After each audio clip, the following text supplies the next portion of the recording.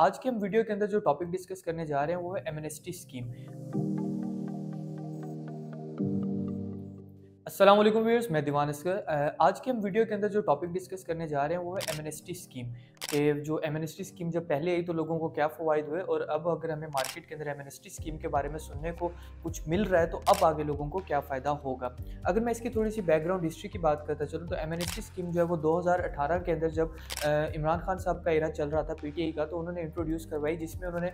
जो है वो लोगों को कहा कि आप अपना 2 to 5% जो है वो प्रॉपर्टीज़ के ऊपर टैक्स पे करें, और बगैर किसी एहतसाब के जो है वो आप लोगों को हम आगे tax payer as a count करेंगे और आपकी प्रॉपर्टीज़ को बगैर किसी एहतसाब के जो है वो टैक्स के अंदर पेड कर देंगे। अब उसमें हुआ ये 1,40,000 लोग थे, उन लोगों ने जो है वो टैक्स नेट के अंदर वो शामिल हुए, और 3,000 अरब जो है वो पाकिस्तानी हुकूमत को जो है वो रेवेन्यू जनरेट हुआ इस टैक्स की बदौलत। और अगर मैं इसकी डेट की बात करता चलूँ, जो कि 31 जुलाई 2018 को ये एमनेस्टी स्कीम जो है वो इंट्रोड्यूस करवाई गई थी, जिसके अंदर अभी आपको जो मैंने फ़वाइद बताए वो गवर्नमेंट को भी हुए और लोगों को भी ज़ाहिर सी बातें हुए कि जिन लोगों की प्रॉपर्टीज़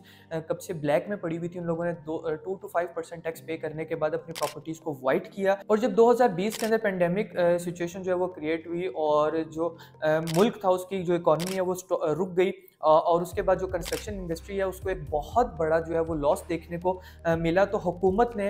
इकॉनमी की बेटरमेंट के लिए और कंस्ट्रक्शन की जो फील्ड है उसको बेहतर करने के लिए एमनेस्टी स्कीम को दोबारा इंट्रोड्यूस करवाया, जिसके अंदर उन्होंने कहा कि टैक्स में छूट और एहतसाब में कमी उन लोगों को मिलेगी जो रियल इस्टेट के अंदर इन्वेस्टमेंट करेंगे। तो लोगों ने इन्वेस्टमेंट दोबारा करना शुरू की, और आपने देखा कि 2020-21 के अंदर जो पाकिस्तान की इकॉनमी है वो एकदम से बूम की, और उसके बाद जो रियल इस्टेट इंडस्ट्री का सेक्टर था वो बहुत ही ज़्यादा बूम हुआ था।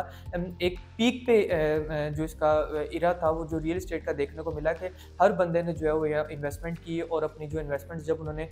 बेची तो उन लोगों को एक अच्छा खासा प्रॉफिट जो है वो देखने को मिला। खा वो प्लॉट्स थे, खा वो घर थे। अगर मैं बहरिया हेड ऑफिस की बात करूँ तो रोज़ाना की बेसिस पे 20-20, 25-25 जो है वो ट्रांसफर्स जो है वो रोज़ाना की बेसिस पे हो रही थी प्लॉटों और घरों की सूरत में। तो जब लोगों को कहा गया कि आप लोग जो है वो टैक्स में छूट और एहतसाब में कमी है, तो लोगों ने रियल इस्टेट में बेजा इन्वेस्टमेंट्स की, और आपको मैंने उसके रिजल्ट्स पहले ही बता दिए कि जो अगर हम बहरिया टाउन की सिर्फ एग्जांपल्स लेते रहे तो उसमें जो रोज़ाना की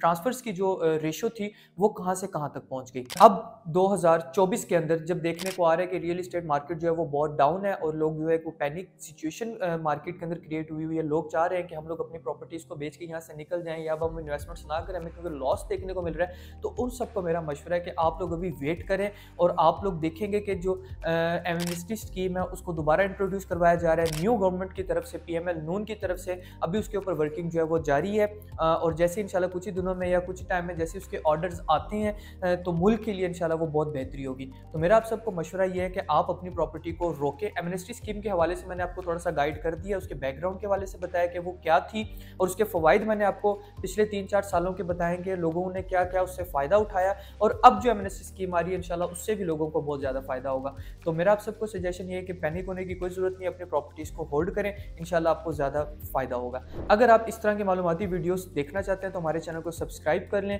और अगर आपको इससे रिलेटेड कोई और इन्फॉर्मेशन चाहिए तो आप हमें नीचे कमेंट्स भी कर सकते हैं और कॉल भी कर सकते हैं। दीवान असगर को दे इजाज़त। अल्लाह हाफ़िज़।